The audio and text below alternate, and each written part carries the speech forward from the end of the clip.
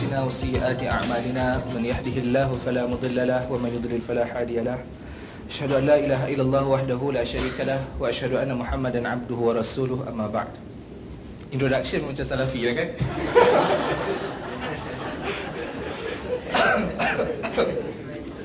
Baik, tajuk kita hari ini ialah Salafism, a threat to democracy. Dia satu soalan dan kita akan minta panel kita menjawab, sebab saya ada jawapan yang lain. Dan pada malam ini saya telah diamanahkan sebagai moderator dan bukan sebagai ahli panel ketiga. Jadi kalau saya tersasar, minta ingatkan saya lah. I have to know WhatsApp. Okey, soalan pertama saya secara umum kepada Dr. Farouk Musa. Sebagai seorang yang biasa bermuamalah dengan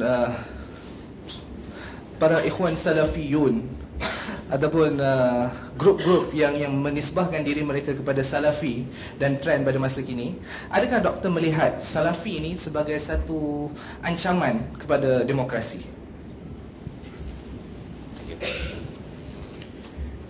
Bismillahirrahmanirrahim. Assalamualaikum warahmatullahi wabarakatuh.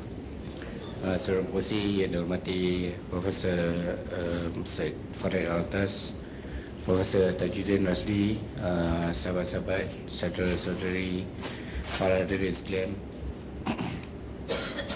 Topik pada malam ini adalah satu topik yang penting untuk kita bincang dan fahami, ya, kerana sekiranya kita melihat kepada artikel dan study yang dilakukan pada mutakhir ini, we'll find that this apa yang dikatakan bahawa ada dua trend yang paling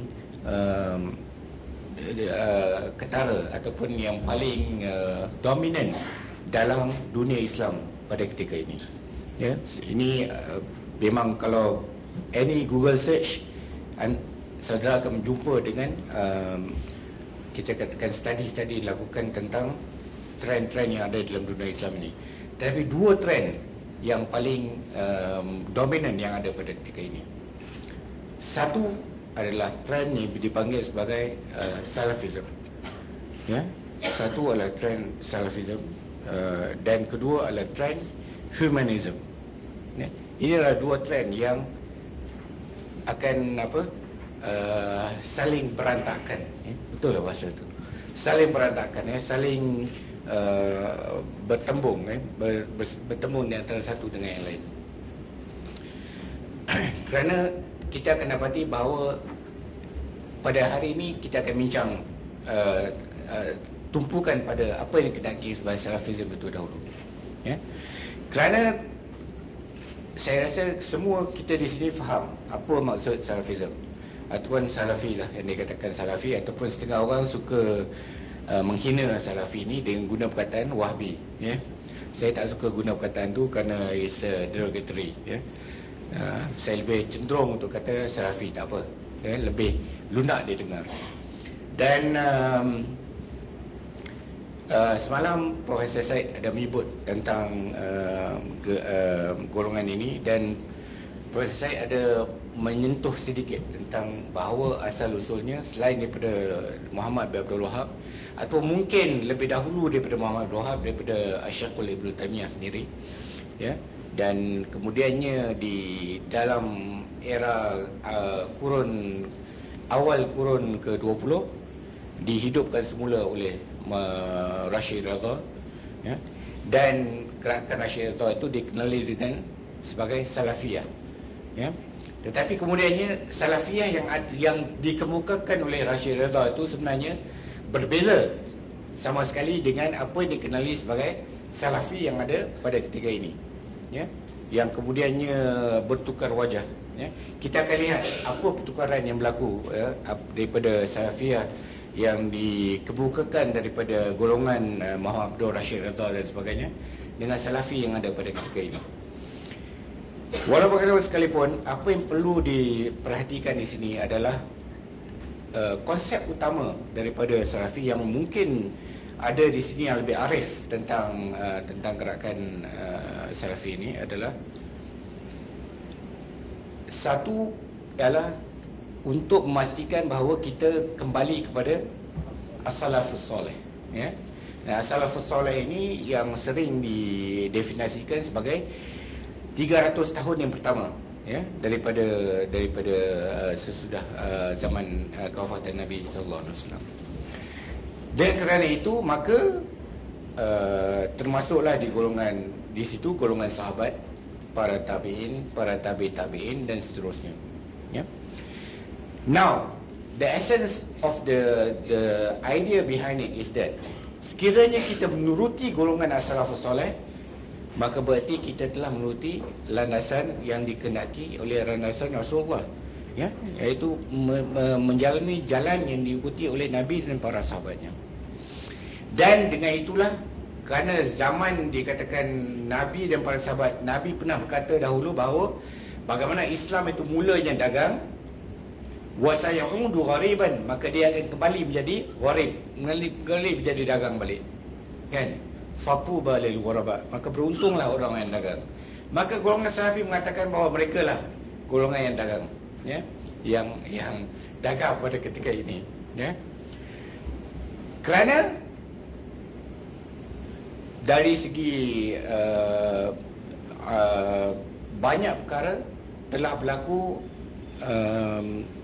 impurities yang ada dalam apa yang dikehendaki oleh ajaran asal daripada Nabi dan apa yang dipraktikkan oleh para sahabat.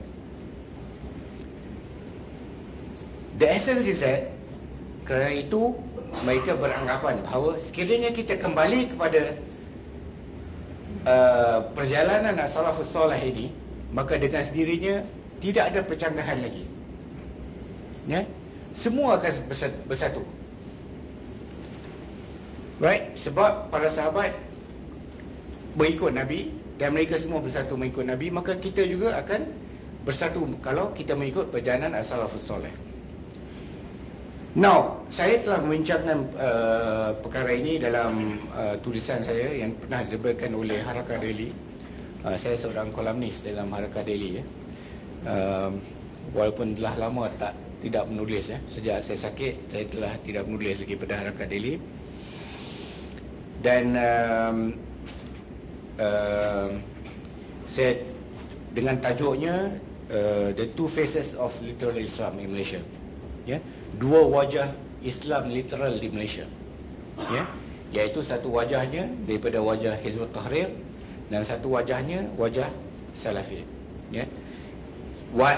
Ada perbezaan dan ada persamaan di antara keduanya, ya. Persamaan antara keduanya adalah keduanya bersikap literal, ya.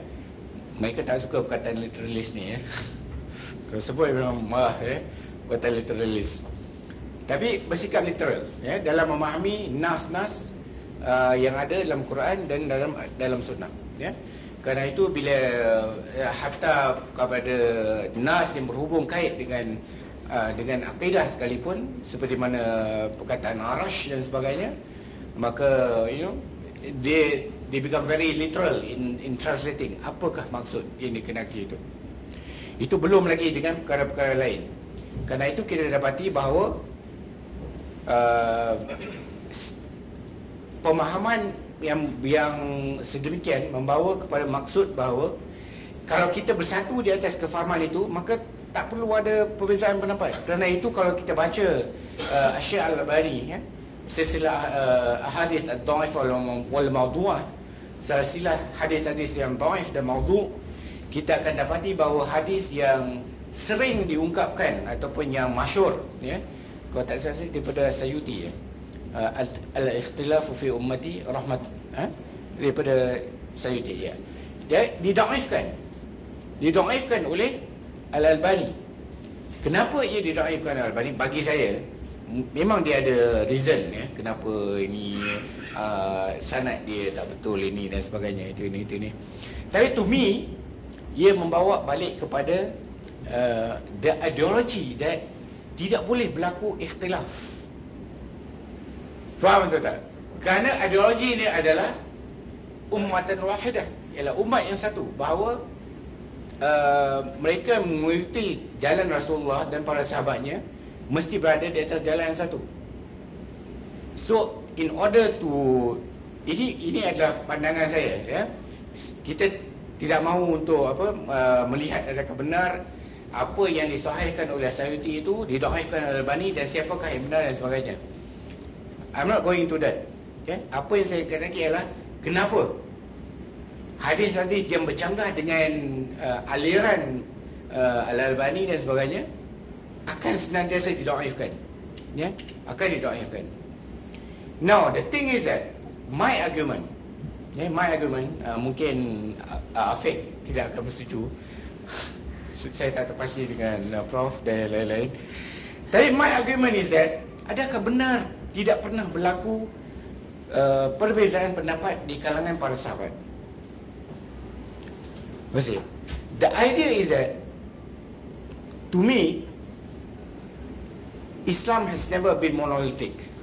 Ya, dia tidak pernah, dalam bahasa Melayu monolithic. Dia tidak pernah satu warna dan satu bentuk, satu rupa. Ya, dia tidak pernah dalam bentuk yang begitu. It has never been monolithic. Kerana itu, walaupun pada zaman sahabat sekalipun, kita dapati pada zaman di masa Nabi ada sekalipun, ada di antara mereka yang berbeza pendapat dan berbeza pandangan. Walaupun tidak mendatangkan kepada pertentangan senjata bangsa Nabi, tetapi sesudah Nabi kita semua tahu apa yang berlaku. Kerana itu, kalau dikatakan bahawa 300 pertama as-salafus soleh itu, kalau kita ikut, nescaya tidak akan berlaku apa-apa perbezaan, itu tidak benar. Kerana hanya beberapa puluh tahun daripada kewafatan Nabi, ya, kewafatan baginda, maka kita dapati bahawa di sana berlaku peperangan yang besar, ya, berlaku peperangan Siffin, ya, dan beberapa banyak peperangan lain, ya, di antara Imam Ali dan Muawiyah dan sebagainya. Why? So kita kena lihat bahawa pertentangan ini berlaku. Seperti mana juga berlaku sesudah daripada zaman itu, iaitu di mana Az-Zubair, Abdullah bin Zubair Ibn Zubair telah dilancarkan serangan yang begitu keras dan zalim ke atasnya ketika beliau mempertahankan Makkahul Mukarramah, ya. Jadi perkara-perkara ini bagi saya adalah satu bukti yang nyata bahawa tidak semestinya mengikuti apa yang dikatakan oleh mengikuti as-salafus soleh itu, bagi kita semua tidak akan ada perbezaan pendapat di kalangan kita.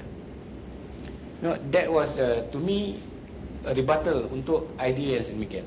Seolah-olah kita katakan ianya monolitik.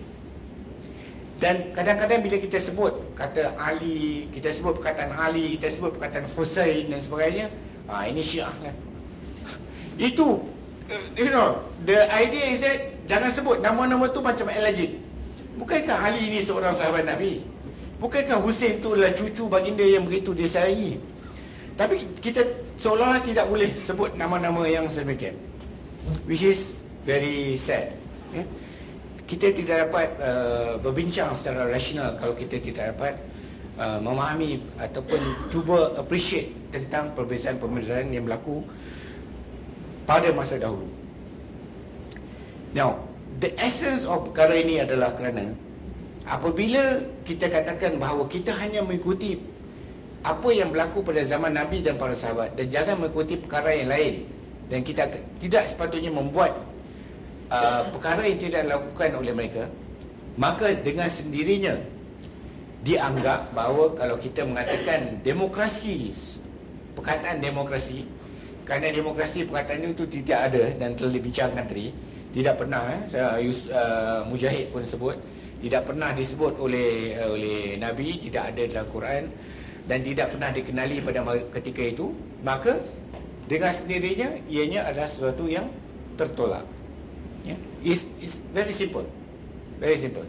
Kerana itu, kalau bagaimana dengan demonstrasi mengadakan untuk menegakkan demokrasi ataupun yang diberi ruang dalam demokrasi untuk kita berhimpun secara aman, maka ianya juga tertolak, ya, kerana ianya tidak pernah dilakukan di zaman Nabi dan para sahabat, ya. Kerana itu bagi saya, the cara jawapannya bukan dengan cara jawapan dengan mengatakan bahawa oh, ada hadis, ada para sahabat Nabi, ada sahabat Nabi yang mengeluarkan barang-barang daripada rumah, meletakkan di tengah jalan. Kita nak cuba argue balik bahawa ada demonstrasi sebab ada sahabat Nabi yang buat seperti itu. Saya rasa tak perlu.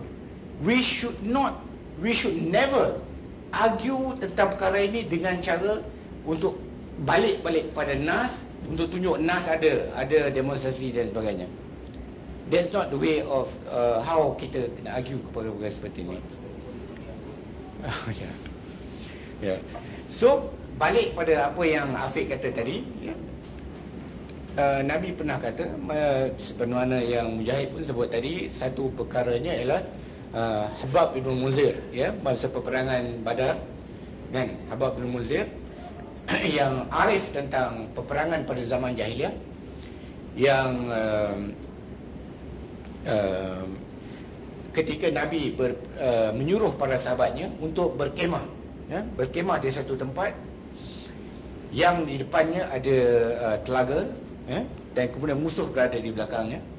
Maka Habab bin Munzir ni bertanya, adakah ini wahyu ataupun adakah ini berdasarkan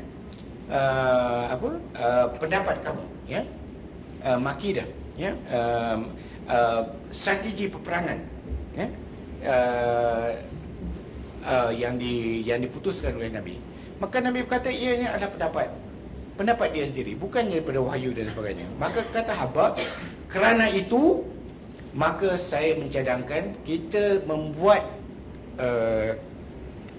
kemah dan kita bermalam di hadapan di perigi, ya, supaya bekalan air itu dapat dikawal oleh tentera Islam. Dan Nabi bersetuju. Kata Profesor Tariq Ramadan dalam In the Footsteps of the Prophet, hal ini menunjukkan perkara yang paling penting sekali, ya, iaitu dalam perkara-perkara yang bukan yang berhubung dengan akidah dan dengan ibadah, perkara-perkara yang berhubung dengan masalah duniawi, maka ianya terserah kepada kita. Dan inilah yang disebut oleh Afiq tadi, ya, antum a'lamu bi umuri dunyakum, kamu mengetahui tentang urusan dunia kamu, iaitu dalam satu hadis yang lain, iaitu di mana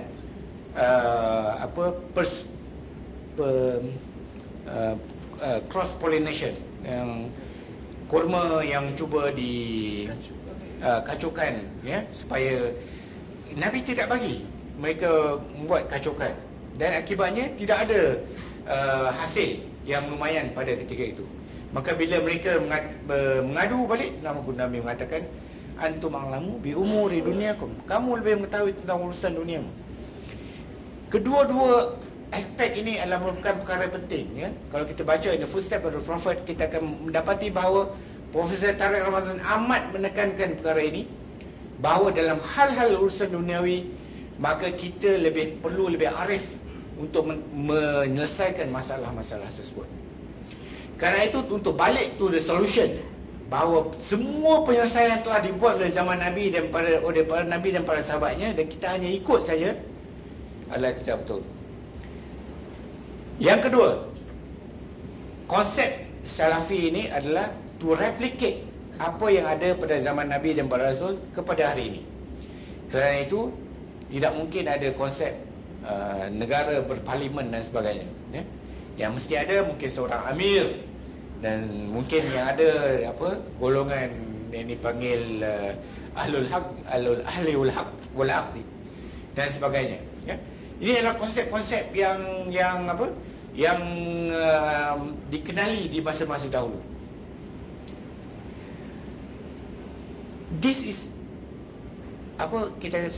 dikatakan very strange sebab kalau kita menilai semula, dan kalau kita membaca dan mengkaji apa yang ditulis oleh Tariq Ramadan, ya, saya like to refer to him, dalam bukunya Radical Reform umpamanya, maka beliau menyatakan bahawa apa yang penting adalah kita membezakan antara apa yang dipanggil sebagai principles and model. Dan model adalah model zaman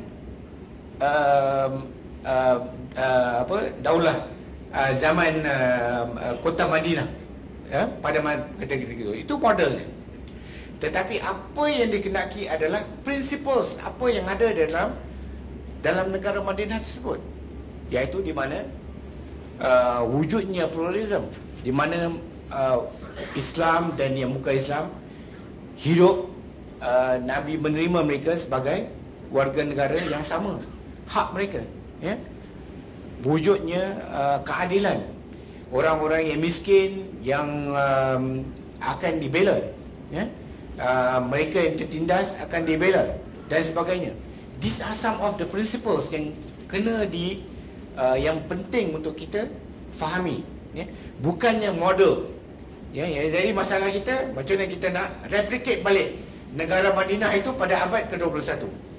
That's the problem, ya. And that is the problem bagi saya, kecelaruan dalam pemikiran Salafi. Minta maaf ya Afiq, tapi itu bagi saya itu satu kecelaruan yang nyata, ya, yang nyata.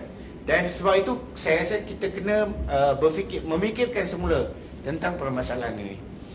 Dan saya rasakan buat cukup setakat itu buat masa ini, dan insyaAllah kita akan sambung lagi. Walaupun saya agak cenderung kepada pahaman Salafi, tapi saya ada sedikit perbezaan. Saya letakkan caveat untuk bab politik. saya bukanlah literalis seperti Rabi' Ahmad Khali, hafizahullah.